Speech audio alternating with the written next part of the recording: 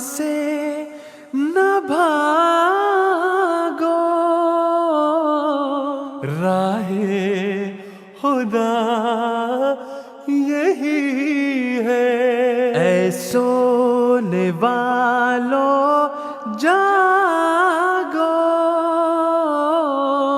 شمس الضحیٰ یہی ہے۔ اعوذ باللہ من الشیطان الرجیم، بسم اللہ الرحمن الرحیم۔ محترم ناظرین کرام، السلام علیکم ورحمۃ اللہ وبرکاتہ۔ آج 12 اپریل 2025 ہے اور راہ خدا کی براہ راست نشریات کے ساتھ ہم آپ کی خدمت میں جرمنی سے حاضر ہیں۔ جیسا کہ آپ کے علم میں ہے، ہمارا یہ راہ خدا کا پروگرام براہ راست آپ کی خدمت میں پیش کیا جاتا ہے، اور ہم اس پروگرام میں حضرت مرزا غلام احمد قادیانی علیہ السلام جو کہ بانی جماعت احمدیہ ہیں، آپ کے عقائد کے حوالے سے، آپ کی تعلیمات کے حوالے سے یہاں پر بات کرتے ہیں، یا بالعموم اسلام کی تعلیمات کے حوالے سے اگر آپ کے ذہن میں کوئی سوال ہو تو وہ بھی آپ ہمارے ساتھ یہاں پر شیئر کر سکتے ہیں۔ ہم انشاءاللہ آپ کے سوالات کے جوابات دیں گے۔ ہمارے ساتھ رابطے کی جو تفصیلات ہیں وہ آپ کو سکرین پر نظر آتی رہیں گی پروگرام کے دوران۔ جب بھی آپ کے ذہن میں کوئی سوال پیدا ہو یا بالعموم اسلام کے حوالے سے اگر آپ کچھ پوچھنا چاہتے ہیں تو ضرور ہمارے ساتھ یہاں پر رابطہ کریں، ہم انشاءاللہ آپ کے سوالات کے جوابات دیں گے۔ آج جو علماء ہمارے ساتھ اس پروگرام میں شریک گفتگو رہیں گے ان میں مکرم و محترم شمشاد احمد قمر صاحب ہیں، اور اسی طرح مکرم و محترم رحمۃ اللہ بندیشہ صاحب ہیں۔ آپ دونوں حضرات کو بھی السلام علیکم ورحمۃ اللہ۔ وعلیکم السلام ورحمۃ اللہ۔ ناظرین، ہم نے گزشتہ پروگرام سے جو سیریز ہماری یہاں سے جرمنی سے آپ کی خدمت میں پیش کی جا رہی ہے، اس میں ہم حضرت اقدس مسیح موعود علیہ السلام، حضرت مرزا غلام احمد قادیانی علیہ السلام کی ذات اقدس کے حوالے سے ہم بات کر رہے ہیں۔ آپ پر جو مختلف قسم کے اعتراضات اٹھانے کی کوشش کی جاتی ہے، ان اعتراضات کا ہم یہاں پر جواب دے رہے ہیں اس پروگرام کے دوران۔ حضرت اقدس مسیح موعود علیہ السلام خدا تعالیٰ کے ایک نبی ہیں، خدا تعالیٰ کے رسول ہیں۔ حضرت صلی اللہ علیہ وآلہ وسلم کی پیش گوئیوں کے مطابق آپ مبعوث ہوئے، اور صاف ظاہر ہے، ہم نے گزشتہ پروگرام میں بھی ذکر کیا تھا کہ جو خدا تعالیٰ کی طرف سے انبیاء آتے ہیں، اگر ہم تمام انبیاء کی تاریخ کو دیکھیں، ان کی سیرت کا مطالعہ کریں، اور بالخصوص حضرت صلی اللہ علیہ وآلہ وسلم کی سیرت کا مطالعہ کریں، تو ہم سب پر یہ بات عیاں ہوتی ہے کہ آپ میں سے یعنی کہ انبیاء میں سے کوئی نبی بھی ایسا نہیں گزرا جس پر اس کے مخالفین نے اعتراضات نہ کیے ہوں۔ حضرت صلی اللہ علیہ وآلہ وسلم کی ذات اقدس کے حوالے سے اگر ہم آپ کو دیکھیں تو آج کل بھی آپ کی ذات پر اعتراضات کرنے کی کوشش کی جاتی ہے۔ مخالفین ہمیشہ اس کوشش میں لگے رہتے ہیں، اور وہ اپنے زوم میں ان کا ارادہ یہ ہوتا ہے کہ کسی نہ کسی طرح جو آپ صلی اللہ علیہ وآلہ وسلم کے متبعین ہیں ان کے دلوں میں نفرت پیدا کرنے کی کوشش کی جائے۔ حضرت اقدس مسیح موعود علیہ السلام کی ذات اقدس کے حوالے سے بھی بالکل یہی طریقہ کار مخالفین کا ہے۔ آپ کا دعویٰ خدا تعالیٰ کے نبی ہونے کا ہے، آپ کا دعویٰ خدا تعالیٰ کے رسول ہونے کا ہے، اور یہ دعویٰ کوئی ایسا دعویٰ نہیں ہے جس کی کوئی بنیاد نہ ہو، یعنی کہ کوئی بے بنیاد بات نہیں ہے، بلکہ قرآن کریم آپ علیہ السلام کے دعوے کی بنیاد ہے۔ حضرت صلی اللہ علیہ وآلہ وسلم کی جو پیش گوئیاں ہیں، جو خوشخبریاں ہیں مسلم امت کے حوالے سے، خاص طور پر اس زمانے کے حوالے سے، وہ آپ کے دعوے کی بنیاد ہیں۔ ہم انہی چیزوں کو، تمام چیزوں کو مد نظر رکھتے ہوئے آپ کے ذات پر جو اعتراضات کیے جاتے ہیں، آپ کی تحریرات پر جو اعتراضات کیے جاتے ہیں، آپ کے دعوے کے حوالے سے جو اعتراضات کیے جاتے ہیں، ان پر بات کرتے ہیں۔ اور یہ اعتراضات بھی کوئی ایسے اعتراضات نہیں ہیں جو آج کوئی انہوں نے نیا رنگ اختیار کر لیا ہو، بلکہ یہ وہی ایک کوشش ہے جو گزشتہ انبیاء کے ساتھ بھی مخالفین کا رویہ اور سلوک رہا ہے۔ اسی رویے اور سلوک کے مطابق اور اسی سنت کو پر عمل کرتے ہوئے مخالفین حضرت اقدس مسیح موعود علیہ السلام کی ذات کے حوالے سے بھی، آپ کی تحریرات کے حوالے سے بھی غلط قسم کی باتیں عام فہم لوگوں کے ذہنوں میں ڈالنے کی کوشش کرتے ہیں، تاکہ کسی نہ کسی طرح سے آپ کو آپ کے دعوے میں وہ غلط ثابت کر سکیں، جھوٹا ثابت کر سکیں۔ اور یہ کوشش جب سے آپ کا دعویٰ ہے اس وقت سے جاری ہے، اور ہم اللہ تعالیٰ کی سنت، اللہ تعالیٰ کا رویہ آپ کے ساتھ دیکھتے ہیں کہ خدا تعالیٰ نے آپ کو اس گمنام بستی سے، قادیان سے، کس طرح سے آپ کے دعوے کو، آپ کی تبلیغ کو پوری دنیا میں پھیلایا۔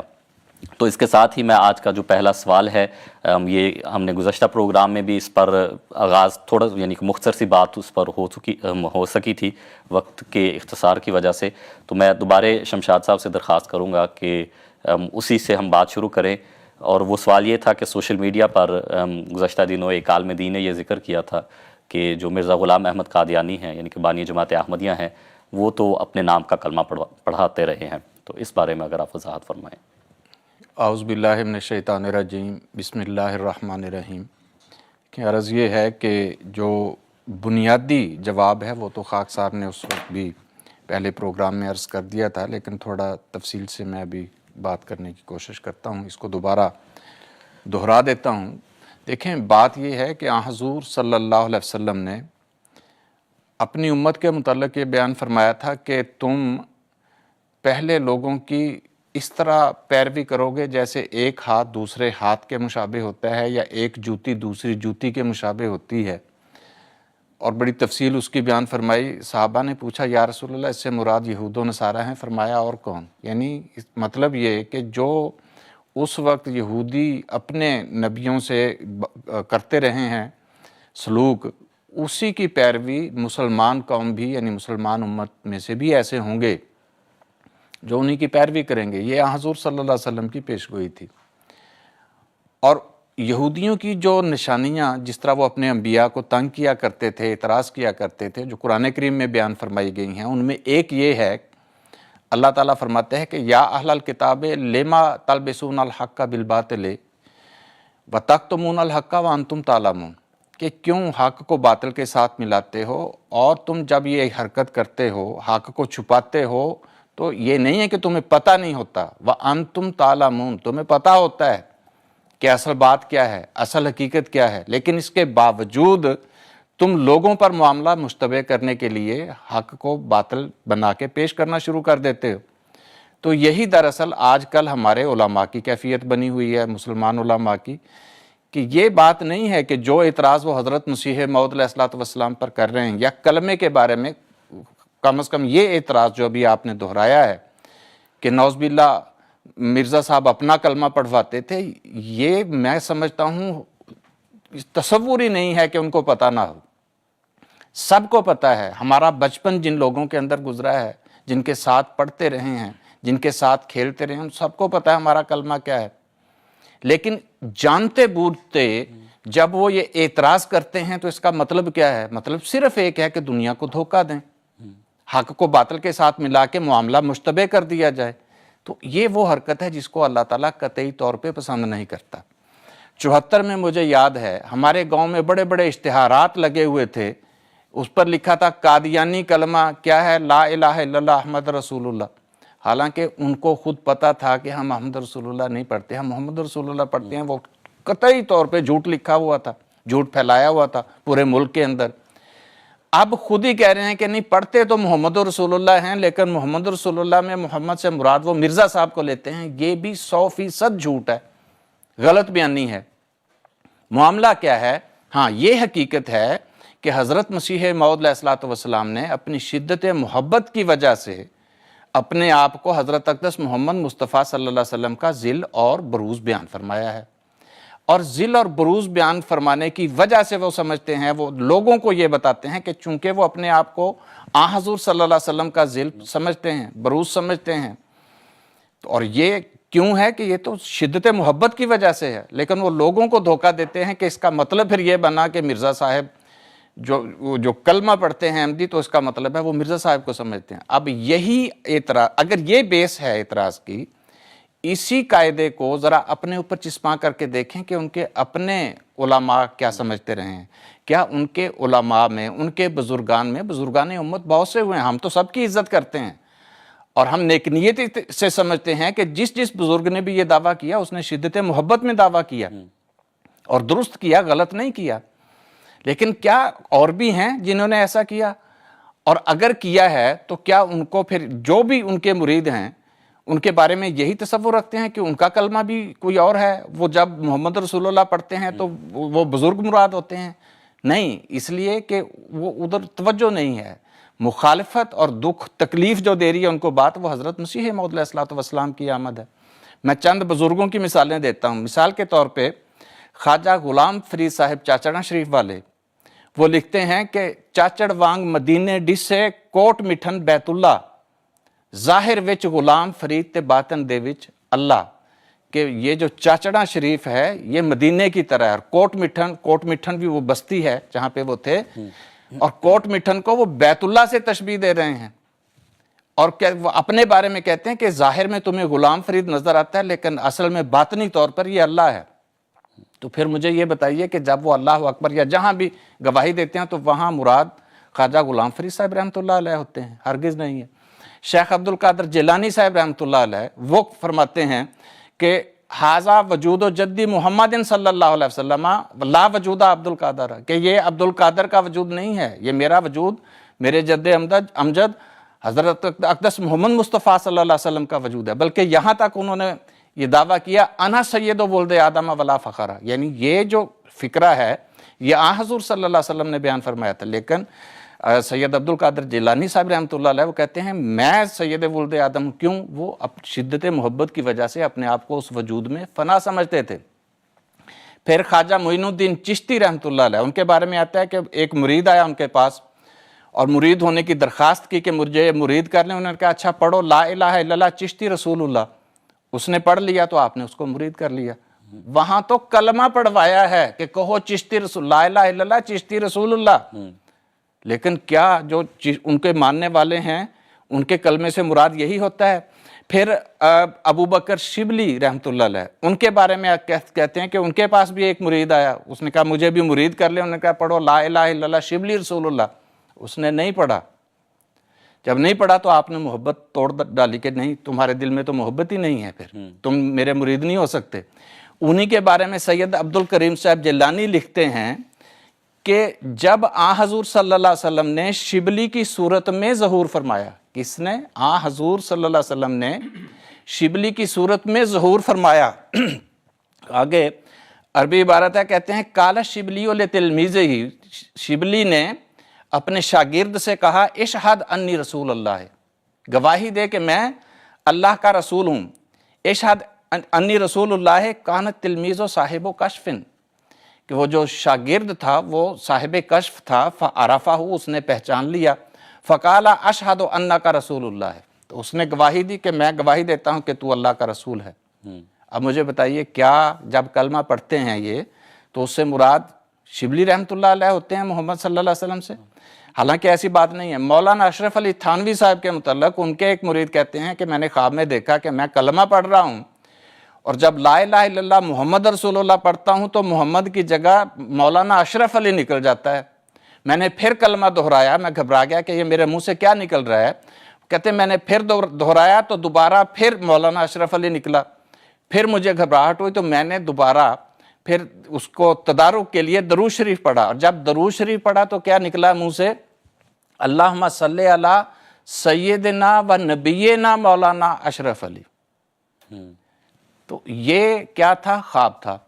ہم ان تمام بزرگوں کے بارے میں حسن ظن رکھتے ہیں کہ انہوں نے بھی جو کچھ کہا وہ شدت محبت کی وجہ سے کہا یا کشفی رنگ نے کہا، تو کیا اب ان لوگوں نے تو اپنے کلمے پڑھوائے ہیں، ان کے بارے میں تو کبھی کسی کو اعتراض نہیں ہوتا، لیکن حضرت مسیح موعود علیہ الصلوۃ والسلام نے تو کبھی نہیں کہا۔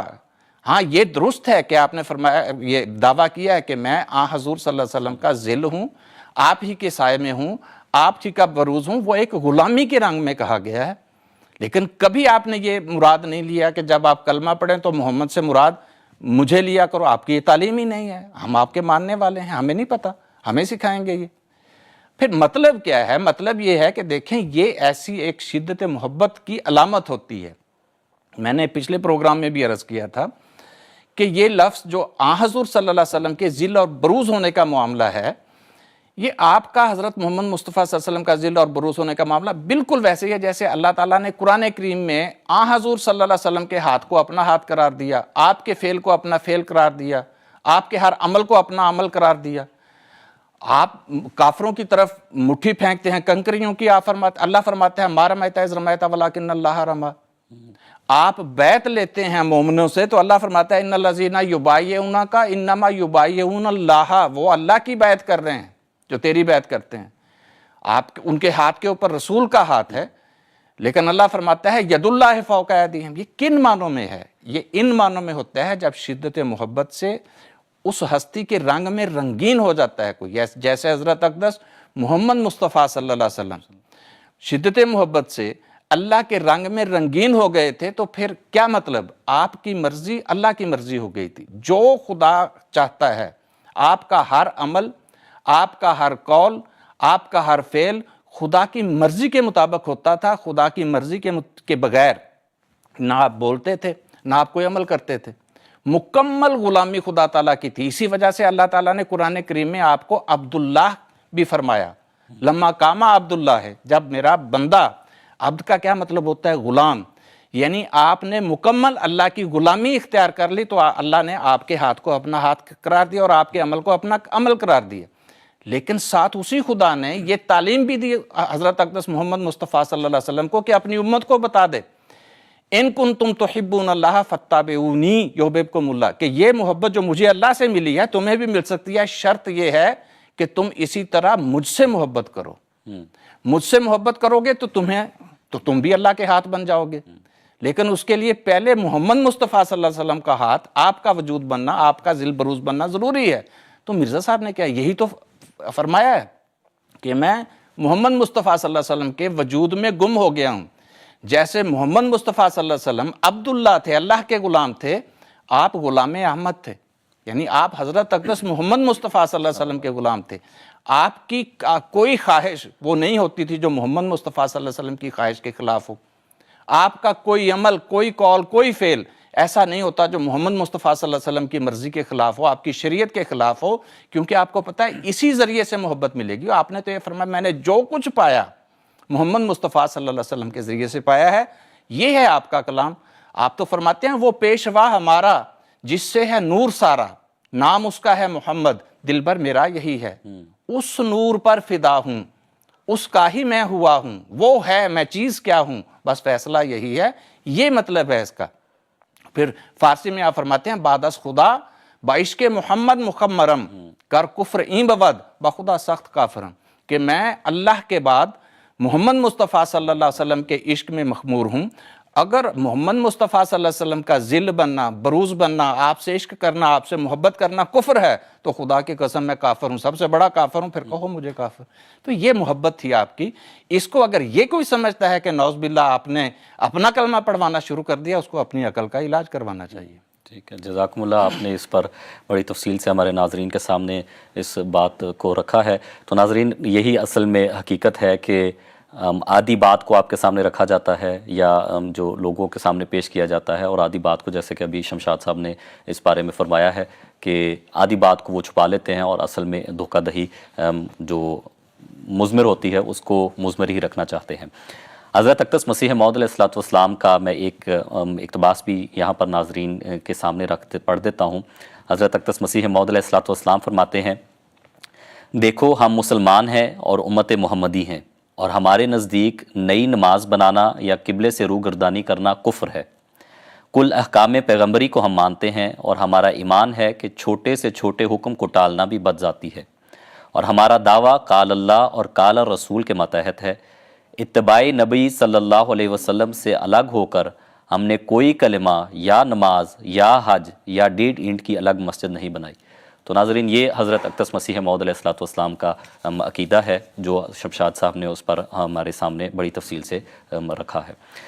رحمت اللہ صاحب، اعتراضات جو ہیں وہ جیسا ذکر ہوا تھا مختلف قسم کے مخالفین کرتے ہیں، اور ان اعتراضات کی بعض اوقات یعنی کہ شاید لا علمی ہو، یا جیسے ابھی شمشاد صاحب نے فرمایا تھا کہ دھوکہ دہی بھی اس میں مضمر ہو سکتی ہے۔ تو ایک اعتراض اسی طرح کا ہے کہ چونکہ وہ ایک نبی ہیں، ایک رسول ہیں، اور آپ نے ایک نئی جماعت بنائی ہے، تو یہ تو اسلام کی تعلیمات کے خلاف ہے۔ اللہ تعالیٰ تو فرماتا ہے کہ تم لوگ مسلمان، اللہ تعالیٰ نے تمہارا نام مسلمان رکھا ہے، اور آپ نے اپنی جماعت کا نام احمدیہ فرقہ رکھ دیا ہے، تو ایک نئی جماعت جو ہے وہ ایک نئی امت بن گئی ہے۔ تو اس بارے میں اگر رہنمائی فرمائیں۔ جی، بسم اللہ الرحمن الرحیم۔ جی، ویسی ہی بات ہے جیسے ابھی شمشاد صاحب نے تفصیلاً بتایا ہے کہ جانتے بوجھتے ہوئے جو اعتراض ہوتا ہے، جبکہ خود ان کا اپنے عقائد اس سے یکساں طور پہ مختلف ہیں۔ دیکھیں، چلیں مرزا صاحب کو فی الوقت آپ ذرا چھوڑیں، عیسیٰ علیہ السلام تو آنے نا۔ ہمارے جتنے بھی مخالفین ہیں، سوائے آج کل ایک نیا فرقہ پیدا ہوا ہے، ان کے علاوہ بالعموم سب کا یہ عقیدہ ہے کہ حضرت عیسیٰ علیہ السلام مسیح نبی اللہ کے طور پر امت محمدیہ میں جلوہ گر ہوں گے، نزول کریں گے. بلکہ قرآن کریم میں خود کہا ہے کہ عیسیٰ علیہ السلام تو نبی اللہ ہیں، انہوں نے خود کہا ہے رسول اللہ، میں رسول اللہ ہوں. تو ظاہر ہے کہ جو نبی ہوتا ہے وہ سابقہ نبی ایکس نبی تو نہیں بنتا نا، نبی ہمیشہ نبی رہتا ہے. اس لیے مرزا صاحب کو چھوڑیں، عیسیٰ علیہ السلام آج آ جاتے ہیں تو کیا نعوذ باللہ پھر ان کا اپنا یہ تصور ہے کہ ایک تو امت وہ ہوگی جو رسول اللہ صلی اللہ علیہ وسلم کی ہے، دوسری امت وہ ہو جائے گی جو عیسیٰ علیہ السلام کی ہوگی؟ نہیں، ہرگز نہیں ہے. اس لیے وہ اعتراض نعوذ باللہ کوشش کرنے کی نہ کریں جس سے گرد نعوذ باللہ فدا ہو ابی و امی حضرت رسول اللہ صلی اللہ علیہ وسلم پر پڑتی ہو، آپ کی تعلیمات پر پڑتی ہو، سابقہ انبیاء پر پڑتی ہو. بات یہ ہے کہ مرزا صاحب وہ مسیح نبی اللہ ہیں یا عیسیٰ علیہ السلام؟ اصل مسئلہ وفات تو حیات مسیح کا ہے، ورنہ میں ابھی آپ کو چند حوالے بیان کرتا ہوں جس پہ پتہ چلے گا سارے فرقے جو مانتے ہیں کہ عیسیٰ نبی اللہ ہوگا. پہلے میں نے تذکرہ کیا کہ قرآن کریم میں اللہ نے فرمایا کہ عیسیٰ نبی اللہ ہے، بات اللہ نے بیان کر دی، دوبارہ بات بتانے کی ضرورت بھی نہیں ہے. لیکن جس مسیح کی امت محمدیہ کو بشارت دی گئی ہے اس کے بارے میں صحیح مسلم میں حدیث ہے جس میں حضور صلی اللہ علیہ وسلم نے 4 دفعہ، 1 دفعہ نہیں، 2 دفعہ نہیں، 3 دفعہ نہیں، 4 دفعہ فرمایا کہ وہ نبی اللہ ہوگا. حالانکہ ایک دفعہ بھی فرماتے جب اللہ کے رسول ایک دفعہ فرماتے تو نبی اللہ، تو اس کے بعد کی ضرورت ہی نہیں تھی. بھئی اگر اللہ کے رسول نے ایک جگہ فرمایا لا نبی بعدی، دوسری جگہ فرمایا نبی اللہ، تو کوئی نہ کوئی حکمت تھی نا. تو اگر اللہ کے رسول نے فرمایا نبی اللہ 4 دفعہ تو بھئی وہ نبی اللہ ہے. بلکہ سنن نبی داؤد میں ایک اور حدیث ہے، حضور نے ایک اور پیشگوئی بھی فرمائی ہے، فرمایا لیسا بینی و بینہ، یعنی میرے درمیان اور آنے والے مسیح کے درمیان کوئی اور نبی نہیں ہوگا. لیسا بینی و بینہ نبی انہ نازل، میرے درمیان اور اس کے درمیان اور کوئی نبی نہیں، وہ نازل ہونے والا ہے، مبعوث ہوگا، امت محمدیہ کی اصلاح کرے گا. اللہ کا رسول جب کہہ رہا ہے کہ وہ مسیح نبی اللہ ہے تو کیا نعوذ باللہ جب عیسیٰ نبی اللہ آئیں گے تو الگ امت محمدیہ سے کوئی امت بنا لیں گے؟ امام جلال الدین سیوطی رحمہ اللہ نے ایک کتاب لکھی الخصائص الکبریٰ. انہوں نے وہاں پہ حضرت موسیٰ علیہ السلام کا ایک واقعہ لکھا ہے کہ انہوں نے دار جلال میں حضرت رسول اللہ صلی اللہ علیہ وسلم کی امت، آپ صلی اللہ علیہ وسلم کے فضائل یہ سارے دیکھے تو انہوں نے کئی خواہشات کی. ان میں سے ایک خواہش یہ تھی جب باقی خواہشات پوری نہ ہوئیں کہ اللہ تم مجھے حضرت رسول اللہ صلی اللہ علیہ وسلم کا نبی بنا دے. اجعلنی تلک نبی جن تلک الامہ، مجھے اس امت کا نبی بنا دے. اللہ تعالیٰ نے کیا فرمایا تھا؟ نبیہا منہا، اس امت کا نبی اسی امت میں سے ہوگا. تو کیا نعوذ باللہ حضور جہاں جو احادیث بیان کر رہے ہیں وہ بیان کر رہی تھی کہ ایک ٹائم ہے جب اللہ کا رسول امت بنا کے گیا ہے اس کے بعد ایک نئی امت پیدا ہو جائے گی؟ نہیں. ہمارے بڑے ابھی تذکرہ ہو رہا تھا، شمشاد صاحب نے بیان کیا، اشرف علی تھانوی صاحب کا جن کا کشف، یہ دیوبند کے معروف عالم ہیں. انہوں نے الخصائص الکبریٰ کا اس حوالے کو اپنی حضور صلی اللہ علیہ وسلم کی سیرت پہ ایک کتاب لکھی ہے نشر الطیب، اس میں لکھا ہے، اس کا ترجمہ کیا ہے اور ساتھ لکھا ہے کہ یہ حدیث ہے، درست ہے. دیکھیں ایک تو ہے میں نے 2 3 4 عربی حوالے بیان کیے. ہمارے کیونکہ زیادہ ناظرین وہ ہیں جو اردو دان طبقہ سے تعلق رکھتے ہیں، بر صغیر سے ان کا تعلق ہے، کچھ پاکستان، انڈیا، بنگلہ دیش وغیرہ سے ہیں زیادہ اکثریت، جہاں انہی لوگوں سے منتقل ہو کے دیگر ممالک میں پھیلے ہوئے لوگ ہیں. اس وقت تعداد کے لحاظ سے ایک اچھی خاصی تعداد جو ہے وہ مکتبہ اہل حدیث کی ہے، جس کو عام طور پہ لوگ وہابی کہتے ہیں، اصل اہل حدیث ہیں. حضرت مسیح موعود علیہ السلام کی بعثت سے 1-2 سال قبل ان کی وفات ہوئی ہے. نواب صدیق حسن خان صاحب، انہوں نے ایک کتاب لکھی ہے حجج الکرامہ. اس میں امام مہدی اور عیسیٰ علیہ السلام کے متعلق جو پیشگوئیاں تو ان کو جمع کیا ہے. وہاں امام جلال الدین سیوطی کا قول بھی نقل کیا، اپنا موقف بیان کیا ہے کہ بلا شک نبوت ہوگا. من قال بسلب نبوہ، جو بندہ عیسیٰ علیہ السلام کی نبوت کے سلب ہونے کا اقرار کرتا ہے، کہتے ہیں بلا شک وہ کافر ہے. اپنا عقیدہ بھی بیان کیا، ان کا عقیدہ بھی بیان کیا حجج الکرامہ میں. یہ مسیح موعود علیہ السلام بعثت نہیں ہوئی تھی، چند سال قبل انہوں نے یہ کتاب لکھی ہے. ابھی ہم معروف اکثر حوالات پیش کرتے رہتے ہیں. دیوبند کے بانی حضرت امام قاسم نانوتوی رحمہ اللہ کے انہی کے فرقے کے لوگ جو اہل پاکستان، انڈیا، بنگلہ دیش میں مکتبہ دیوبند کہلاتا ہے، وہاں سے آغاز ہوا۔ ان میں کئی بزرگان نے جو اقوال لکھے، بڑی عجیب بات ہے، ہمارے پاکستان بنا تو ایک مفتی شفیع صاحب کہتے ہیں جو دیوبند کے مفتی اعلیٰ تھے، انہوں نے ایک کتاب لکھی، کہتے ہیں میں نے 100 آیات اور 200 احادیث کا مبیش جمع کر دیں جن سے عقیدہ ختم نبوت ثابت ہو گیا۔ اسی کتاب میں وہ خود لکھتے ہیں، سوال اب ذہن میں پیدا ہوا نا کہ کیا عیسیٰ علیہ السلام جب آئیں گے وہ نبی اللہ نہیں ہوں گے؟ کہتے ہیں میرے آیات لکھنے سے 100 کے قریب یا 200 کے قریب حدیث لکھنے سے کوئی یہ نہ مطلب لے لے کہ عیسیٰ نبی اللہ نہیں ہوں گے۔ کہتے ہیں وہ اولو العزم نبی ہیں، نبی ہوں گے، جب امت محمدیہ میں نزول کریں گے تب بھی نبی ہوں گے، لیکن اگلی طرف تشریح کرتے ہیں جیسے ایک صوبے کا گورنر دوسرے صوبے میں جاتا ہے، رہتا تو گورنر ہے لیکن وہ اپنے احکامات نافذ نہیں کر سکتا۔ تو بھائی آپ نے گویا نبوت کی ایک کھڑکی بنائی ہے نا، 10 خصوصیات میں سے کوئی نہ کوئی خصوصیت دی ہے نا، تو وہ جو نام نہاد کہتے ہیں نبوت ختم ہوگی، وہ کدھر گئی ہے؟ اس وقت تعداد کے لحاظ سے ہمارے برصغیر میں سب سے زیادہ تعداد ہے بریلوی مکتبہ فکر کی، اور ان کے امام احمد رضا خان بریلوی صاحب معروف ہیں، ان کے فتاویٰ شائع ہوئے ہیں فتاویٰ رضویہ کے نام سے۔ ان سے پوچھا گیا کہ بھئی عیسیٰ علیہ السلام کے نزول کے بارے میں آپ کا کیا عقیدہ ہے، کیا وہ دوبارہ امت محمدیہ میں آئیں گے، اگر آئیں گے تو وہ کیا نبی ہوں گے یا نہیں ہوں گے؟ 2005 میں ہی ایک نئے سرے سے جو پورا کا پورا شائع ہوا ان کے فتاویٰ رضویہ، اس میں وہ لکھتے ہیں، 29ویں جلد ہے، پوچھا گیا کہ عیسیٰ اتریں گے تو رسول ہوں گے یا نہیں، میں پڑھ دیتا ہوں، بڑے ان کے مزیدار فکرے ہیں۔ اور عجیب بات ہے جو ہمارا عقیدہ نا امتی نبی کا، وہ لفظاً کہہ بھی یہی رہیں کہ وہ کیسے ہوں گے۔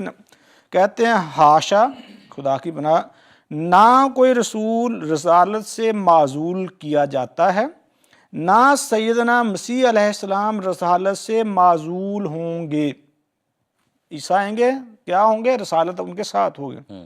اگلا حصہ دیکھیں کتنا پیارا ان کے الفاظ ہیں، جو اچھی چیز ہے۔ کہتے ہیں نہ حضور صلی اللہ علیہ وسلم کا امتی ہونا رسالت کے خلاف ہے۔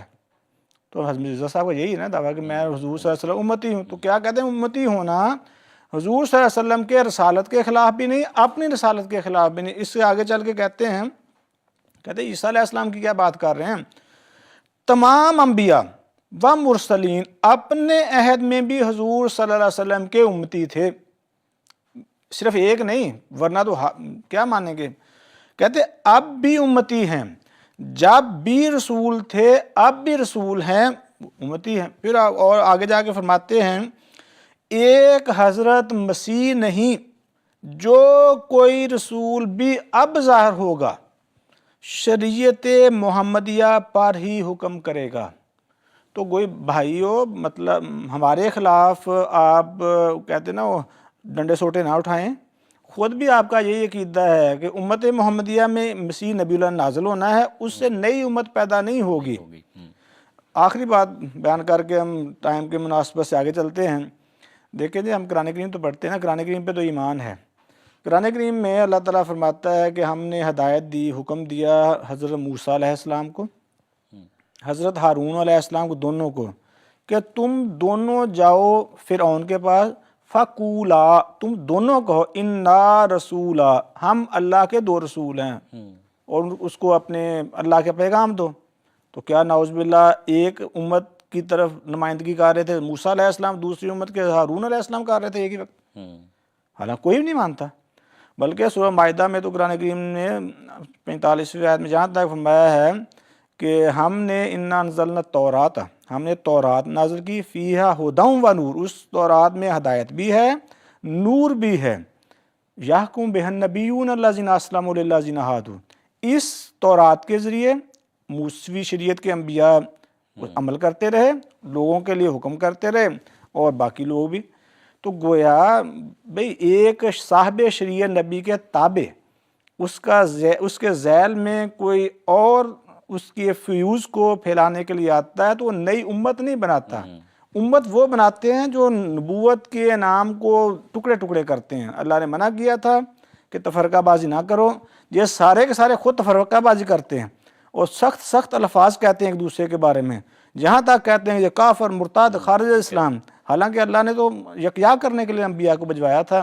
اور میں نے آپ کو حوالے بیان کر دیے، سارے ہمارے معروف مخالفین کے، سارے مانتے ہیں کہ عیسیٰ علیہ السلام امت محمدیہ میں نازل ہوں گے، سارے مانتے ہیں کہ وہ رسالت کے ساتھ آئیں گے، سارے مانتے ہیں کہ وہ امت محمدیہ کو یکجا کرنے آئیں گے، لیکن مرزا صاحب کی مخالفت کی بنا پر اپنے عقیدے کے خلاف ہمارے بارے میں دیگر قسم کے اعتراضات کرتے ہیں۔ اور بنیادی طور پر جو قرآن کریم کی آیات اور حوالہ جات آپ نے پیش کیے ہیں وہ بھی اسی چیز کی طرف توجہ دلا رہے ہیں کہ یہی اصل بات ہے اور قرآن کریم کی یہی تعلیم ہے۔ اسی طرح سے انبیاء کا سلوک رہا ہے جب وہ خدا تعالیٰ کے پیغام کو لے کر آتے رہے ہیں۔ تو جزاکم اللہ۔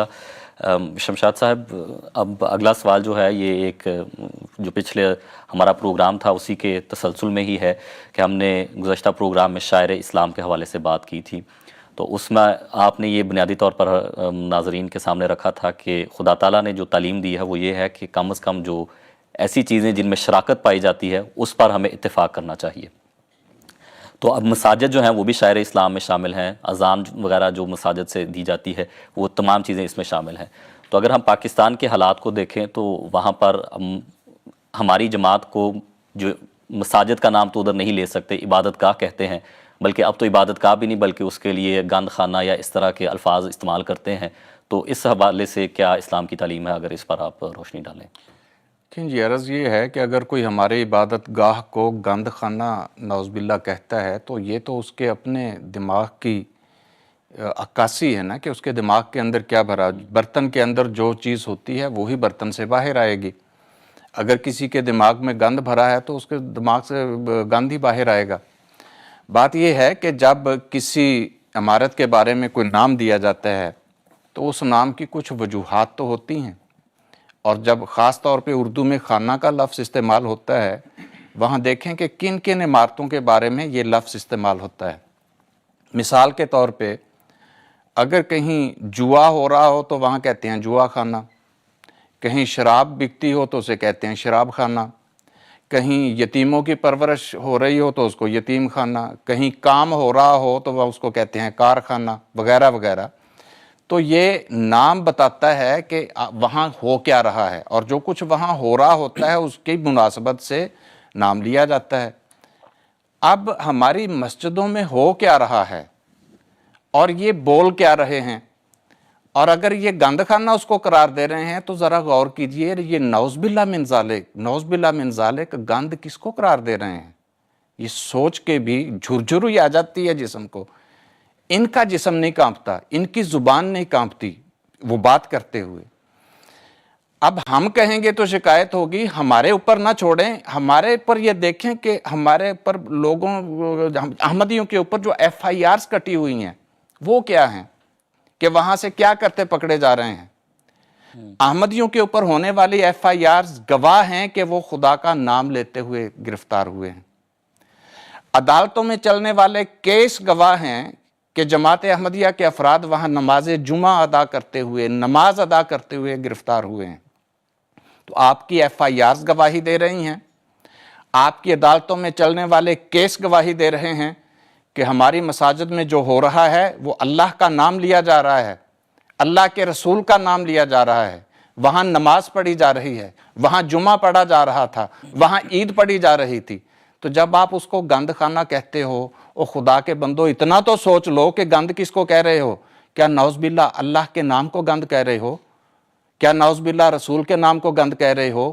کیا اس کے خدا کے حضور پڑھی جانے والی نماز کو گند کہہ رہے ہو؟ خدا کے حضور ادا کیے جانے والے نماز جمعہ کو، عید کی نماز کو، اس کو گند کہہ رہے ہو؟ کچھ تو شرم ہونی چاہیے، کچھ تو خدا کے حضور، آخر تم نے بھی مر کے جانا ہے، اس کے حضور پیش ہونا ہے، یا بالکل ہی شرم ختم ہو گئی ہے؟ دوسری طرف یہ بھی دیکھیں کہ جہاں ہمارے اوپر یہ FIRs ہیں، ان کے علماء کے اوپر بھی FIRs ہیں، ان کے اوپر بھی کچھ مقدمے ہیں۔ وہ کس قسم کے مقدمے ہیں، کس قسم کی حرکات ہیں، میں اس کو بیان کرنا مناسب نہیں سمجھتا، اس لیے کہ ہمیں اور ان میں فرق ہے۔ ہمیں اللہ تعالیٰ نے کچھ تعلیم دی ہے۔ اگر وہ گندی FIRs ہیں، گندے مقدمات ان کے مولویوں کے اوپر ہیں، ہم اس عبادت گاہ کو پھر بھی مسجد ہی قرار دیں گے، اس لیے کہ ہمارے خدا نے ہمیں یہی تعلیم دی ہے۔ قرآن کریم کی تعلیم یہ ہے، ہمارے نبی کی تعلیم یہ ہے۔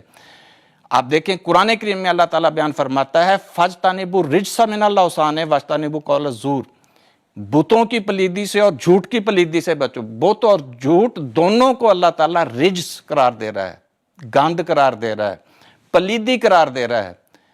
خانہ کعبہ میں 360 بت تھے, اللہ نے اس کو پھر بھی مسجد ہی قرار دیا. کیوں؟ کہ اگر وہ گند تھا تو وہ مشرکین نے کیا تھا, اللہ کی مسجد تو پاک تھی, انہوں نے اس کو ناپاک کرنے کی کوشش کی, اللہ نے بچایا. یہ مولویوں کے اوپر جو اس طرح کی ایف آئی آرز ہیں, ہم ان ایف آئی آرز کی وجہ سے مسجد کو گند خانہ نہیں کہیں گے. یہ ہماری زبان یہ گوارا نہیں کرتی, ہمارا دل گوارا نہیں کرتا, وہ خدا کا گھر ہے. جس طرح خانہ کعبہ میں مشرکین کے بت رکھنے سے خانہ کعبہ ناپاک نہیں ہوا, وہ ان کی حرکت ناپاک تھی. اگر مولوی کوئی مسجد میں غلط حرکت کرتا ہے تو اس کی حرکت ناپاک ہے, خدا کا گھر پاک, وہ مسجد ہے. جیسے خدا نے اپنے گھر کو مسجد ہی قرار دیا, بتوں کے باوجود, اس پلیدی کے باوجود جسے خدا خود رجس قرار دے رہا ہے, پلید قرار دے رہا ہے. ہم بھی ان مولویوں کی ان حرکتوں کے باوجود ان کو عبادت گاہ ہیں, وہ اللہ کی مسجد ہے, اس کو مسجد ہی کہیں گے. ہم ان کی طرح نہیں ہیں. ایک اور چیز دیکھیں, بڑا دکھ ہوتا ہے کہ ہمارے ملک میں ہو کیا رہا ہے. اسلام کے نام پر, ناموس رسالت کے نام پر عیسائی بھی وہاں بستے ہیں, اور عیسائیوں کا عقیدہ کیا ہے؟ وہ خدا کا بیٹا قرار دیتے ہیں حضرت عیسیٰ علیہ السلام کو. اور یہ ایک ایسا عقیدہ ہے جس کے بارے میں اللہ یہ فرما رہا ہے قرآن کریم میں, تکاد السماوات یتفطرن منہ وتنشق الارض وتخر الجبال حدا, کہ یہ خدا کا بیٹا قرار دینا یہ ایک ایسا جرم ہے کہ اس سے آسمان پھٹ جائیں, زمین شک ہو جائے, پہاڑ ریزہ ریزہ ہو کر گر جائیں, ان دعوا للرحمن ولدا, کہ وہ رحمان خدا کا بیٹا قرار دے رہے ہیں. اس کی اجازت ہے پاکستان میں, عیسائیوں کی اجازت ہے. کس عقیدے کی؟ خدا کا بیٹا کہنے کی. کس عقیدے کی؟ جس کے بارے میں اللہ فرما رہا ہے کہ اس سے آسمان پھٹ جائیں, زمین شک ہو جائے, پہاڑ ریزہ ریزہ ہو جائیں. ان کے دل اس سے ریزہ ریزہ نہیں ہوتے. ان کے دل مجروح ہوتے ہیں کس بات سے؟ اللہ اکبر کی اذان اگر کوئی احمدی دے دے. ان کے دل پھٹتے ہیں کس بات سے؟ اگر کوئی احمدی اپنی مسجد میں اشہد ان لا الہ الا اللہ کی آواز بلند کرے, ان سے اس کے دل پھٹتے ہیں. اور جس کو خدا فرما رہا ہے کہ تمہارے دل پھٹ جائیں, آج زمین شک ہو جائے, اس سے ان کو کچھ نہیں ہوتا. ان کو ہوتا ہے جب احمدی اللہ اکبر کہے, جب احمدی اشہد ان لا الہ الا اللہ کہے, جب احمدی نماز پڑھے, جب احمدی جمعہ پڑھے, جب احمدی عید پڑھے. خرد کا نام جنو رکھ دیا, جنو کا خرد, جو چاہے آپ کا حسن کرشمہ ساز کرے. یہ عجیب اب روایتیں پیدا ہو رہی ہیں, عجیب تاریخ لکھی جائے گی. آنے والا پتہ نہیں مورخ اس کو تسلیم کرے گا کہ نہیں. وہ کہیں گے اتنے پاگل نہیں ہو سکتے. لیکن آج کی تاریخ بتا رہی ہے کہ اس سے زیادہ پاگل ہو چکے ہیں. اب آئیے ان چیزوں کی طرف دیکھیں. مسجد کو مسجد قرار دینا کتنا جرم ہے, یا اذان کے اوپر پابندی لگائی جا سکتی ہے نہیں, یہ تو میں نے صرف ایک ابتدائی آپ کے سامنے رکھا ہے. جہاں تک مسجد کے لفظ کا تعلق ہے, ایک ہے اصطلاحی طور پر ٹھیک ہے وہ مسلمانوں کی عبادت گاہ ہے, لیکن اس کو لغوی معنوں میں آپ کیسے منع کر سکتے ہیں؟ خدا تعالیٰ کیا بیان فرما رہا ہے قرآن کریم میں؟ اللہ فرما من اظلم ممن منع مساجد اللہ ان یذکر فیہا اسمہ وسعی فی خرابہا.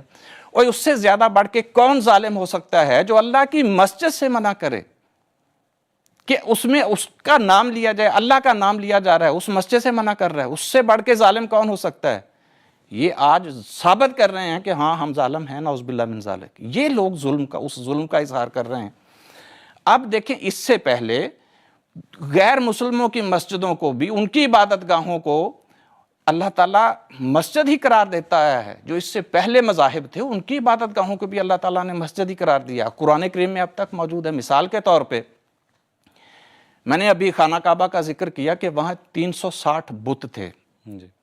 سورہ بنی اسرائیل کی دوسری آیت ہے, اللہ تعالیٰ بیان فرما رہا ہے کہ سبحان الذی اسری بعبدہ لیلا من المسجد الحرام الی المسجد الاقصی الذی بارکنا حولہ, کہ پاک ہے وہ ذات جو اپنے بندے کو لے گیا کہاں سے؟ مسجد حرام سے مسجد اقصی کی طرف. دو مقامات کو مسجد قرار دے رہا ہے.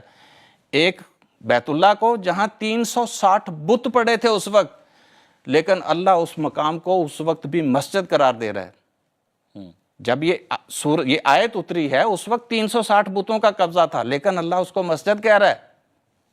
اور دوسرا کون سا؟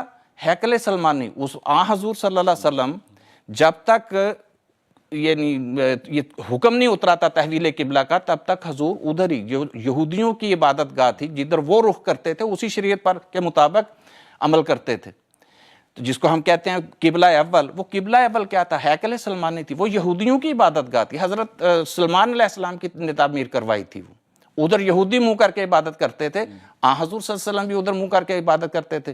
تو اس یہودیوں کی عبادت گاہ کو اللہ تعالیٰ مسجد اقصیٰ قرار دے رہا ہے. یہ جو ہم مسجد اقصیٰ جس کو کہہ رہے ہیں یہ وہ نہیں ہے، یہ تو حضرت عمر رضی اللہ تعالیٰ عنہ کے دور میں بنی ہے، اور جب یہ آیات اتر رہی تھی تب تو یہ مسجد اقصیٰ وہاں تھی ہی نہیں. تو قرآن جس کو مسجد اقصیٰ قرار دے رہا ہے وہ ہیکل سلمانی ہے، اور اللہ تعالیٰ اس یہودیوں کی عبادت گاہ کو بھی مسجد قرار دے رہا ہے. پھر سورہ کہف میں دیکھیں، سورہ کہف کی آیت نمبر 22. اصحاب کہف عیسائی تھے، انہوں نے فیصلہ کیا کہ ہم مسجد بنائیں، یعنی ایک عمارت بنائیں.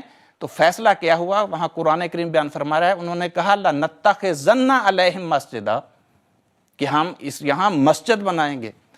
تو آج بھی اصحاب کہف کی اس عبادت گاہ کو قرآن کریم مسجد قرار دے رہا ہے.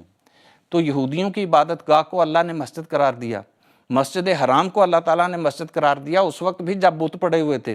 اصحاب کہف کی اس عبادت گاہ کو اللہ تعالیٰ مسجد قرار دے رہا ہے. پھر سب سے بڑھ کر مسجد زرار جو حضور صلی اللہ علیہ وسلم کے دور میں تھی، ہاں اس کے استعمال کی اللہ تعالیٰ نے مذمت فرمائی کہ اس کا غلط استعمال ہو رہا تھا. وہ کن کاموں کے لیے استعمال ہو رہی تھی؟ کفراً و تفریقاً بین المؤمنین و ارصادا لمن حارب اللہ و رسولہ، کہ وہ کفر کے لیے اور مومنین کے میں تفرقہ بازی کے لیے اور حربی طور پر وہ جنگی مقاصد کے لیے مسلمانوں کے خلاف استعمال ہو رہی تھی. اس کی مذمت کی ہے اللہ تعالیٰ نے، اس کو گرانے کا بھی حکم دیا. حضور صلی اللہ علیہ وسلم نے اس کو گرانے کا حکم دیا، گرا دی گئی، لیکن قرآن کریم میں آج بھی اس کا نام مسجد ہی رکھا ہوا ہے. اس کو یہ نہیں قرآن نے فرمایا کہ نہیں اس کا نام بھی چینج کر دو، نہیں. خدا یہودیوں کی عبادت گاہ کا نام مسجد رکھ رہا ہے، بتوں کے ہونے کے باوجود عبادت کا نام مسجد رکھ رہا ہے، عیسائیوں کی عبادت گاہ کا نام مسجد رکھ رہا ہے. مسجد زرار کو آج بھی اللہ تعالیٰ مسجد قرار دے رہا ہے. پھر اور حضور صلی اللہ علیہ وسلم نے یہودیوں اور عیسائیوں کی مذمت کی اس بات پر کہ انہوں نے اپنے اتخذوا قبور انبیائہم مساجدا، کہ اپنے نبیوں کی قبروں کو مسجدیں بنا لیا. اس کو بھی رسول پاک صلی اللہ علیہ وسلم مسجد قرار دیتے ہیں. یہ آج ہم اللہ کے فضل سے کلمہ گو ہیں، اللہ اور اس کے رسول کی گواہی دیتے ہیں، خدا کی توحید کی اور اس کے رسول کی رسالت کی، اور ہم اسی کی عبادت کرتے ہیں. ہمیں کہہ رہے ہیں کہ یہ مسجد نہیں، جو خدا نے قرآن کریم کے اندر ثبوت دیا ہے کہ آپ کسی کو کی عبادت گاہ کو اگر کوئی مسجد کہتے ہیں آپ نہیں روک سکتے. اور آج بھی ان غیر مذاہب کی عبادتوں کا بھی نام مسجد رکھا ہوا ہے. یہ کون ہوتے ہیں بھائی روکنے والے؟ لیکن یہ آج خود خدا بنے ہوئے ہیں. تو یہی تو مسجد کے نام کی بات ہے. اب آئیے اذان کی طرف. اذان ہے کیا؟ اللہ تعالیٰ قرآن میں فرماتا ہے وَمَنْ أَحْسَنُ قَوْلًا مِمَّنْ دَعَا إِلَى اللَّهِ. او بھائی اس سے زیادہ خوبصورت بات کس کی ہو سکتی ہے جو اللہ کی طرف بلائے؟ یعنی یہ سب سے آسان قول ہے، سب سے اچھی بات ہے. اور یہ کہتے ہیں نہیں، تمہیں یہ سب سے اچھی بات کہنے کا حق نہیں ہے. قرآن میں کیا ہے؟ یعنی یہ جو قرآن کریم اس کو آسان قول جس کو قرار دے رہا ہے، اذان میں ہے کیا؟ گواہی ہے اشہد ان لا الہ الا اللہ، اور گواہی ہے کہ اشہد ان محمد رسول اللہ. اللہ ایک ہے، اس کے سوا کوئی معبود نہیں، اور محمد اللہ کے رسول ہیں. اور چونکہ اللہ ایک ہے اسی کی عبادت کرنی ہے، محمد اس کے رسول ہیں، یہ گواہی دے کے عبادت کی طرف بلایا جاتا ہے. بس یہی بات ہے نا. لیکن یہ کہتے ہیں کہ نہیں، آسان قول آپ کو نہیں کہنے دینا. اللہ فرما رہا ہے اس سے بڑھ کے اچھی بات نہیں. یہ کہہ رہے ہیں کہ نہیں اس سے گندی، اس کو گند کھانا کہتے ہیں. نعوذ باللہ من ذالک. اندازہ کر لیں ان کے دماغ کے گند کا. حضرت ابو محذورہ رضی اللہ تعالیٰ عنہ بیان فرماتے ہیں کہ میں ابھی چھوٹا بچہ تھا، اور میں بچہ تھا اس وقت ہم کھیل رہے تھے. وہ کہتے ہیں کہ میں اس وقت نہ صرف یہ کہ مسلمان نہیں ہوا تھا بلکہ مجھے اسلام سے سخت نفرت تھی. تو ہم کھیل رہے تھے تو ایک مؤذن نے اذان دی، تو جب اذان کی آواز آئی ہم مذاق کرنے لگے اس آواز کے ساتھ، ہم بھی اس کو مذاق میں دہرانے لگ پڑے. حضور صلی اللہ علیہ وسلم نے دیکھا تو حضور نے ہمیں بلایا سب بچوں کو، اور میری آواز چونکہ بلند تھی حضور نے فرمایا چلو اب اذان دو. یعنی وہ اب حضرت ابو محذورہ فرماتے ہیں بچپن میں نے اس وقت حضور کے کہنے پر اذان دی، حالانکہ مجھے اسلام سے سخت نفرت تھی.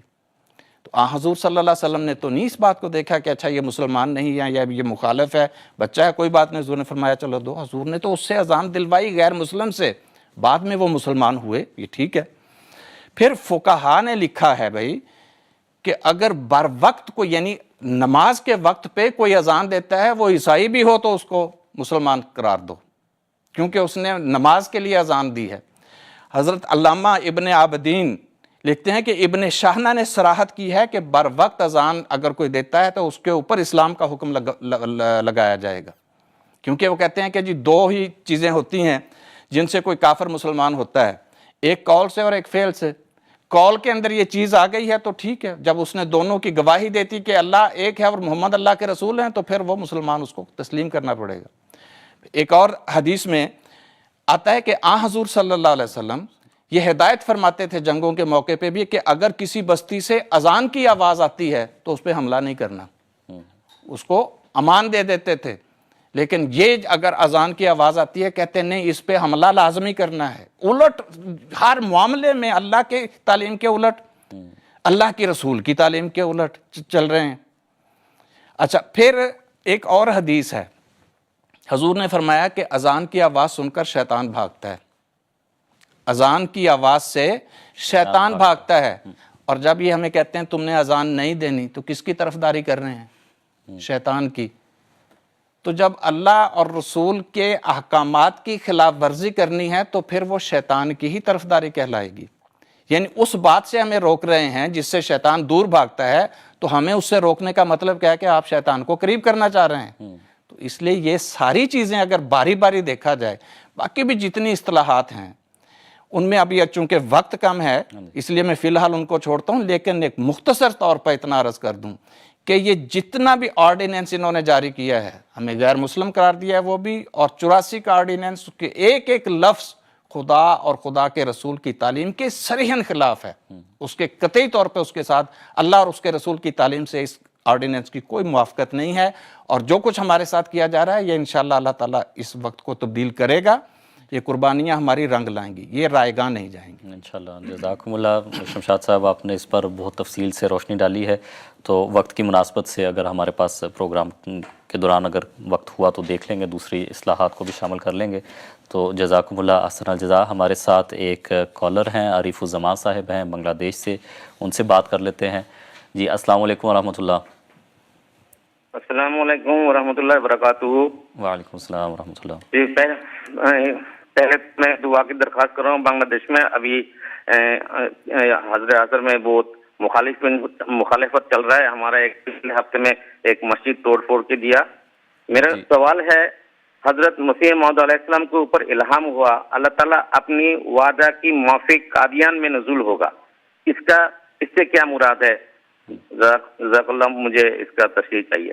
ٹھیک ہے، جزاکم اللہ۔ انشاءاللہ ہم آپ کے اس سوال پر بھی بات کرتے ہیں، اور بنگلہ دیش کے حالات کے حوالے سے بھی آپ نے ذکر کیا ہے، تو اللہ تعالیٰ وہاں پر بھی انشاءاللہ جلد آسانیاں پیدا فرمائیں گا، اور تمام جو احمدی احباب ہیں وہ یقیناً دعاؤں میں مصروف ہیں اس حوالے سے۔ تو شمشاد صاحب، آپ سے درخواست ہوگی کہ اس پر آپ بات کریں، لیکن اس سے قبل میں رحمت اللہ صاحب کی خدمت میں ایک سوال رکھنا چاہتا ہوں۔ تو رحمت اللہ صاحب، ہم نے یہ ایک سوال ہے، یعنی کہ حضرت صلی اللہ علیہ وآلہ وسلم کی حدیث ہے، اور اس کو اصل میں وہ یہ بیان کرنا چاہتے ہیں کہ آپ کسی جو حضرت صلی اللہ علیہ وسلم کے الفاظ ہیں، اور معین یہ الفاظ والذی بنفسی بیدہ لا یوشکن ان ینزل فیکم ابن مریم، وہ کہتے ہیں کہ حضرت صلی اللہ علیہ وسلم یہاں پر قسم فرما رہے ہیں کہ مجھے اس ذات کی قسم ہے جس کے ہاتھ میں میری جان ہے کہ ضرور تم میں ابن مریم نازل ہوں گے۔ تو اس کے ساتھ انہوں نے ایک حوالہ بھیجا ہے کہ جس میں حضرت مسیح علیہ السلام یہ بیان فرما رہے ہیں کہ قسم صاف بتاتی ہے کہ یہ خبر ظاہری معنوں پر محمول ہے، نہ اس میں کوئی تعویل ہے اور نہ استثناء، ورنہ قسم میں کون سا فائدہ۔ تو اس بارے میں اگر آپ ہماری رہنمائی فرمائیں کہ جو الفاظ ہیں وہ یہ بیان کر رہے ہیں کہ ضرور نازل ہوں گے، اور قسم ہے حضرت مسیح السلام کا انہوں نے ایک اقتباس اس کے ساتھ ایڈ کیا ہے کہ قسم کی تعویل نہیں ہو سکتی، تو اس کو ہم کس طرح سے سمجھ سکتے ہیں؟ جزاکم اللہ۔ بات یہ ہے کہ یہ دو مختلف جگہوں کی باتیں آپس میں ملا دی گئی ہیں، ان کا آپس میں حضور نے کوئی یہ نہیں کہ ایک بات بیان کی اور پھر دوسری بات بیان کی، یہ بات ہوئی نہیں ہے۔ یہ حمامۃ البشریٰ کا حوالہ ہے جس میں حضور نے عربی الفاظ جہاں تک مجھے یاد ہیں کہ القسم یدل ان الخبر محمول علی ظاہر ہی کہ قسم جب الفاظ ہوئے القسم اور الخبر دو حضور نے الفاظ بیان کیے ہیں کہ جب قسم کے ساتھ کوئی الخبر دی جائے خاص خبر دی جائے تو وہ ہمیشہ ظاہر پہ معمول ہوتی ہے. تو وہاں حضور نے یہ حدیث نہیں بیان کی, وہاں تو حضور نے رسول اللہ صلی اللہ علیہ وسلم کی وہ معروف حدیث سے اس حوالے سے پہلے بیان کی ہے جس میں حضور نے فرمایا کہ خدا تعالیٰ کی قسم کہ کوئی ما من منفوسہ دن کوئی نفس ایسا نہیں ہے کہ اس پہ 100 سال آئیں اور وہ زندہ رہے. تو بھئی تعویل کے لیے ضروری ہے کہ کوئی نہ کوئی قرائن موجود ہوں, تو 100 سال میں بالعموم سارے لوگ فوت ہو جاتے ہیں. اور اس حدیث کو مسیح موعود علیہ السلام نے عربی کتاب کے علاوہ اردو کی کئی کتابوں میں بیان کیا ہے اور اس کے ساتھ تشریح کی ہے. مثلا ازالہ حام میں حضور نے لکھا ہے کہ جب کسی ظاہری الفاظ کی تعویل کی جائے تو اس کے لیے ضروری ہوتا ہے کہ وہاں پہ قرائن موجود ہوں. اگر کوئی بات ظاہراً پوری ہو سکتی ہے تو اس کو لفظاً لینا چاہیے. جب ایک امت بالعموم ایک قوم یا ایک انسان کی 100 سال کی عمر ہوتی ہے, اللہ کے رسول نے کہا کہ 100 سال تک فوت ہو جائیں گے, تو اس میں ایک تعویل کی کوئی وجہ نہیں ہے. دوسرا جو حوالہ ہے وہ میں نے کہا عربی کتاب کا ہے, القسم الخبر, 2 الفاظ ہیں اور عربی کو عربی کے ساتھ سمجھنا, جہتو نہیں عربی لفظ ہیں تو اس کو ہم پنجابی کے ساتھ یا اردو کے ساتھ سمجھنے کی کوشش کرنی ہے. قاعدہ یہ ہے عربی زبان میں کہ جب الف لام کسی لفظ کے ساتھ آتا ہے تو وہ تخصیص کے معنی دیتا ہے کہ وہ خاص, تو حضور نے اس سے پہلے خاص بیان کر دی. باقی جہاں تک آپ نے جس روایت کا صحیح بخاری کی روایت کا تذکرہ کیا ہے, اسی روایت کو حضرت مسیح موعود علیہ السلام نے اپنی کتاب حمامۃ البشریٰ میں بیان کیا ہے اور اس کی تعویل کی ہے. اس کی تو حضور تعویل کر رہے ہیں, یہ خود بیان کر کے تشریح کر کے اس کی تعویل کر رہے ہیں صحیح بخاری کی روایت کی, اور بعد میں کہنا کہ نہیں اس کی تعویل نہیں ہو سکتی. بلکہ عجیب بات ہے جی صاحب, یہ جو صحیح بخاری کی روایت ہے یہ حضرت ابو ہریرہ رضی اللہ تعالیٰ عنہ سے مروی ہے. اس میں عربی جاننے والے جانتے ہیں کہ انتا کہتے ہیں سامنے والے مخاطب کو, انتما 2 کو, انتم 3 کو, 3 یا +3 سے, فیکم اسی طرح جو مخاطب کے سیکھے نا. حضور صلی اللہ علیہ وسلم نے صحابہ کو مخاطب کر کے اس روایت میں بیان فرمایا. پہلے نمبر پہ یاد رکھنا ابو ہریرہ, ابو کہتے ہیں والد کو, حریرہ کہتے ہیں بلی کے بچے کو. تو کیا حضرت ابو حریرہ بلی کے باپ تھے؟ یعنی کہ اگر ہم کہیں تعویل بالکل نہیں ہو سکتی, لفظاً لینا, سارے تعویل کر رہے ہیں. تو حضرت ابو حریرہ کا اصل نام تو عبد الرحمن تھا نا. تو اچھا حضور فرماتے ہیں کہ والذی نفسی بیدی, جس خدا کے ہاتھ میں میری جان ہے, میں لا یوشکن ان ینزل فیکم ابن مریم, تم میں ابن مریم نازل ہوگا. پھر کیا فرمایا, حکمن ہوگا, مقسطن ہوگا, یکسر سلیب کو توڑے گا, فرمایا خنزیر کو قتل کرے گا, یاز الحرب وغیرہ, یہ ساری تفصیل بیان کی ہے. حضور نے کم و بیش اس روایت میں 5 مرتبہ صحابہ کو مخاطب کیا ہے.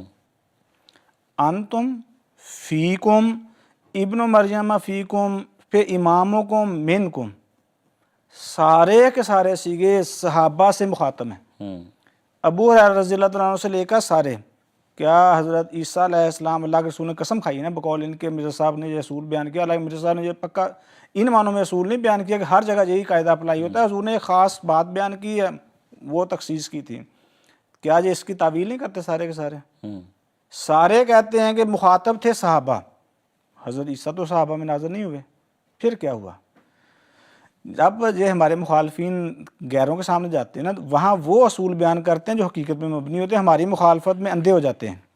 ہمارے بڑے ہی معروف مخالف گزرے ہیں ثناء اللہ امرتسری صاحب. انہوں نے ایک بندہ تھا مسلمان ہوا, پھر وہ واپس ہندو مت میں چلا گیا, تو اس کے جواب میں اس نے ایک کتاب لکھی, اس کے جواب میں باقاعدہ کتاب لکھی. اس میں انہوں نے بڑے بنیادی اصول بیان کیے کہ ایک بات سمجھنی ہو, کسی نے لکھی ہو تو کیا کرنا. وہ کہتے ہیں ترک اسلام کے جواب میں, کہتے ہیں جی جو بیان کرنے والا اس کا اپنا بیان موجود جس جگہ لکھا وہاں ہو, حالی ہو یا قالی ہو, یہ بھی ہو سکتا ہے لفظ نہ لکھا ہو, خیالی ہو, اس کے دیگر کتب میں لکھا ہو, جہاں اس کے ماننے والوں کا بیان. وہ بھی کہتے ہیں کہ جو موجود موقع پہ لکھ دیں, بیان کر دیں, یا بعد میں بیان کریں, جب وہ اس کے ماننے والے جو اس کی تشریح کر دیں, وہ بیان قابل معتبر ہے. اس کے علاوہ کوئی بیان قابل معتبر نہیں ہے. دیوبندیوں کا بھی ہم تذکرہ کر رہے تھے, ان کے حکیم مولانا قاسم نانوتوی صاحب کے پوتے تھے, قاری طیب صاحب، انہوں نے ایک کتاب لکھی خطبات حکیم کے نام سے، ان کے خطبات ہیں، اس میں انہوں نے واویلا یہ مچایا کہ بھئی ہماری باتیں ہیں، ہم لکھتے ہیں، تعویل دوسرا کرتا ہے، ان کو کیا حق پہنچتا ہے کہ ہماری عبارت کی تعویل کرے؟ کہتے ہیں اگر آپ کو اختلاف ہے، کہ تشریح بھی وہی کریں تشریح گے چاہیے آپ کو، تو ہمارے پاس آ جائیں۔ ٹھیک ہے، تو بھئی اگر آپ کو مرزا صاحب کی کسی بات میں تعویل ہے تو جس جگہ بات بیان کی ہے وہاں ہی بات کرنی ہے، اسی کو سیاق و سباق کے ساتھ سمجھنا ہے۔ اور ویسے بھی اس حدیث کو اگر آگے پیچھے کی چیزیں دیکھی جائیں جیسے آپ نے بھی ذکر کیا تو وضاحت ہو جاتی وضاحت ہو ہے جاتا کہ ہے، یہ حضور یہاں پہ نے تشریح القسم الخبر کو ضروری ہے۔ الف لام کے ساتھ تخصیص کی ہے، اور میں نے بتایا جو عربی ہے، بھئی عرب تو نہیں کہتے کہ یہ کیوں مرزا صاحب نے لکھا ہے، جہاں پہ اردو دان لوگ تھے مخاطب ازالہ و عام میں، حضور نے وہاں تشریح کر دی اس کے ساتھ۔ اور آخری بات چیمہ صاحب، اگر تو یہ قاعدہ اس طرح بنانا ہے نا کہ ایک جگہ کچھ لکھا ہے دوسری جگہ کچھ لکھا ہے، تو یہ جو مخالفین اسلام اعتراض کرتے ہیں نا نعوذ باللہ قرآن کریم پر، اسلام پر، رسول اللہ صلی اللہ علیہ وسلم، وہ اسی قسم کی آیات لے کر بیان کرتے ہیں۔ صرف بطور مثال وقت کی مناسبت سے میں بیان کر دیتا ہوں اگر وقت اجازت دیتا ہے، مختصر سا کر دیں جی۔ دیکھیں مثال کے طور پر قرآن کریم میں حضور صلی اللہ علیہ وسلم کے لیے فرمایا وَوَجَدَكَ ضَالًّا فَهَدَىٰ، اے نبی صلی اللہ علیہ وسلم ہم نے تجھے، ہمارا ترجمہ یہ ہے کہ ہم نے تجھے اللہ کی راہ میں گمگشتہ پایا، اللہ کی راہ کی تلاش میں، لیکن لفظ کیا ہے؟ ضالًا۔ تو حضور کے لیے لفظ استعمال ہوا ہے نا، یہ سورہ ضحیٰ میں استعمال ہوا ہے۔ سورۃ النجم میں اللہ تعالیٰ فرماتا ہے ما ضل صاحبکم وما غویٰ، کہ حضور صلی اللہ علیہ وسلم ضلع ہوئے ہی نہیں نہ آپ گواہ ہوئے ہیں۔ تو بھئی ایک یہاں جگہ پر قرآن کریم نے خود ہی وضاحت کر دی ہے کہ ہاں سیاق و سباق سے ہمارے طرز پہ ہم لیں گے کوئی مسئلہ نہیں، ٹھیک ہے، لیکن مکھی پہ مکھی مارنے غیر احمدیوں کی طرح تو نعوذ باللہ جو مخالفین اعتراض کرتے وہ کہتے ہیں ایک جگہ کیا کہ حضور ضال ہوئے نعوذ باللہ، دوسری جگہ کیا کہا جا رہا ہے کہ حضور نعوذ باللہ ضال نہیں ہوئے، تو یہ تو بظاہر تضاد ہے۔ ٹھیک ہے، تو یعنی کہ اس میں تعویل جو ہے وہ اگر اس حدیث کو بھی دیکھا جائے تو اس میں بھی تشریح کرنی پڑتی ہے، لازمی ضروری ہے، سوائے ایک لفظ کے سارے تشریح کر رہے ہیں۔ بالکل ایسا ہی ہے۔ جزاکم اللہ رحمۃ اللہ صاحب، آپ نے اس پر ہماری رہنمائی فرمائی۔ شمشاد صاحب، عریف الزمان صاحب کا سوال تھا کہ ہم نے اس کو قادیان کے قریب نازل کیا ہے، تو اس بارے میں اگر رہنمائی فرما دیں۔ بات یہ ہے کہ یہ اصل میں خواب ہے۔ حضرت مسیح موعود علیہ الصلوۃ والسلام فرماتے ہیں کہ میں نے خواب میں دیکھا کہ میرے بھائی مرزا غلام قادر صاحب وہ قرآن کریم کی تلاوت کر رہے ہیں، اور تلاوت کے دوران انہوں نے یہ تلاوت کیا کہ انا انزلناہ قریبا من القادیان۔ تو میں نے حیرت سے پوچھا کہ ہیں قادیان کا نام قرآن کریم میں ہے؟ تو انہوں نے کہا ہے، انہوں نے مجھے دکھایا تو میں نے دیکھا کہ دائیں صفحے کے درمیان میں مکے اور مدینے کے ساتھ قادیان کا نام بھی لکھا ہوا تھا۔ تو یہ ایک خواب ہے بھائی، خواب کی ہمیشہ تعبیر ہوا کرتی ہے۔ تو اگر دیکھیں قرآن کریم میں بھی اس کی مثالیں موجود ہیں۔ حضرت یوسف علیہ السلام کہتے ہیں کہ یا ابت انی رأیت احد عشر کوکبا والشمس والقمر رأیتهم لی ساجدین، کہ میں نے 11 کہتے ہیں ستارے، سورج، چاند کو اب سجدہ کرتے ہوئے پایا۔ اب یہ کوئی حقیقت نہیں تھی، یہ اس کا مطلب یہ تھا کہ وہ خواب تھا۔ اور حضرت یعقوب علیہ السلام نے اسی صورت کے آخر میں جب یہ خواب پورا ہوا تو وہاں فرمایا ھذا تأویل رؤیاک، کہ یہ اس رویا کی تعبیر ہے کہ جو تو نے دیکھا تھا۔ اسی طرح اور بزرگان نے بھی اس قسم کے خواب دیکھے۔ مثال کے طور پہ حضرت خواجہ سلمان توسوی رحمۃ اللہ علیہ کے بارے میں آتا ہے کہ وہ کہتے ہیں میں نے خواب میں دیکھا کہ دونوں پاؤں قرآن کریم کے اوپر رکھ کے میں کھڑا ہوا ہوں۔ وہ گھبرا گئے کہ یہ کیسا خواب ہے۔ انہوں نے دوسرے بزرگوں سے اس خواب کا ذکر کیا تو انہوں نے کہا یہ تو بڑا بابرکت خواب ہے، یعنی تعبیر بابرکت ہے، بظاہر دیکھنے میں یہ بے ادبی معلوم ہوتی ہے، لیکن انہوں نے کہا کہ یہ تو بڑا بابرکت خواب ہے، اس کا مطلب ہے کہ آپ کا قدم ہمیشہ شریعت کے مطابق رہتا ہے۔ تو اسی طرح حضرت مسیح موعود علیہ الصلوۃ والسلام کے بھی اس خواب کو اسی رنگ میں دیکھا جائے گا، یہ خواب ہے اور خواب کی ہمیشہ تعبیر ہوا کرتی ہے۔ تو تعبیر یہ تھی کہ جب حضور فرماتے ہیں میں نے دیکھا کہ مکے اور مدینے کے ساتھ قادیان کا بھی نام ہے، تو مطلب یہ تھا کہ جس طرح اللہ تعالیٰ نے مکہ کو عزت دی کہ وہاں انبیاء وہاں پہ آئے تھے، مدینے کو عزت دی کہ وہاں بھی ایک نبی کا یعنی قدم رنجہ فرمایا ایک نبی نے، اسی طرح اللہ تعالیٰ قادیان کو بھی عزت عطا فرمایا گیا کہ یہاں بھی اللہ تعالیٰ نے اپنا ایک مامور بھیجا ہے۔ تو یہ اس خواب کی تعبیر تھی اور اس میں تو کوئی اعتراض کی بات نہیں ہے۔ ٹھیک ہے، جزاکم اللہ۔ آپ دونوں علماء کرام کا بھی جزاکم اللہ کہ آپ آج کے پروگرام میں تشریف لائے۔ تو ناظرین، آپ نے اس پروگرام کے دوران دیکھا ہوگا کہ جو بھی اعتراض اٹھانے کی کوشش کی جاتی ہے، جب بھی وہ اعتراض اٹھایا جاتا ہے تو اصل اگر اس کی حقیقت جانی جائے تو وہی حقیقت یا وہی جو دلیل ہے یا وہی جو اعتراض ہے وہی آپ علیہ الصلوۃ والسلام کی صداقت کے طور پر ثابت ہوتی ہے، اور دیگر انبیاء کے ساتھ بھی اسی طرح کا معاملہ تھا۔ تو ہمارا آج کا جو پروگرام ہے وہ اپنے اختتام کو پہنچ چکا ہے۔ انشاءاللہ اگلے ہفتے ہم دوبارہ راہ ہدیٰ کی براہ راست نشریات کے ساتھ آپ کی خدمت میں حاضر ہوں گے۔ تب تک کے لیے اجازت دیجیے۔ السلام علیکم ورحمۃ اللہ وبرکاتہ۔